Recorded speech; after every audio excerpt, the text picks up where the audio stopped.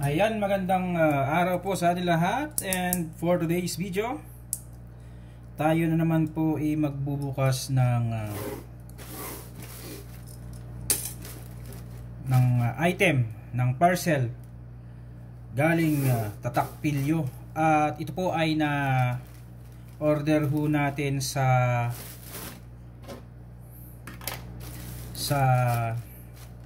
Facebook. At sinasabi ko nga, 2 beses na akong na budol sa Facebook. 2 beses na naibalik yung isa, at saka yung isa hindi na ako naghabol kasi abala lang. At patuloy pa rin ho tayong nag-o-order sa Facebook kasi hindi naman ho lahat bogus. Sa araw na ako inabogus nung isang araw, ipasa Diyos na lang ho natin, hindi na lang natin nabulin.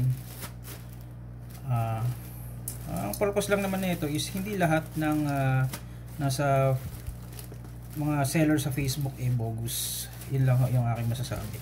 So bubuksan na ho natin. Nabubuksan to.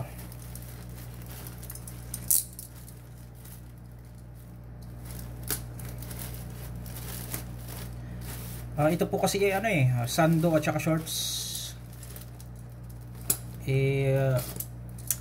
Dahan-dahanin lang natin bakit masugat.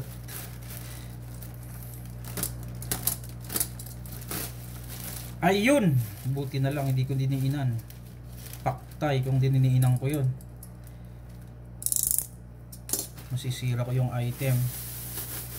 Ito ho, yung ating na order na 3 sando na Tatak Pilyo.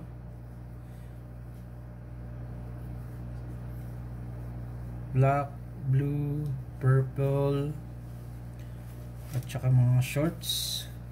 Actually nag-order na ako nito last time. Malately yung size kaya binigay ko kay Mrs. Ayan, salamat Tatak Pilyo. Legit.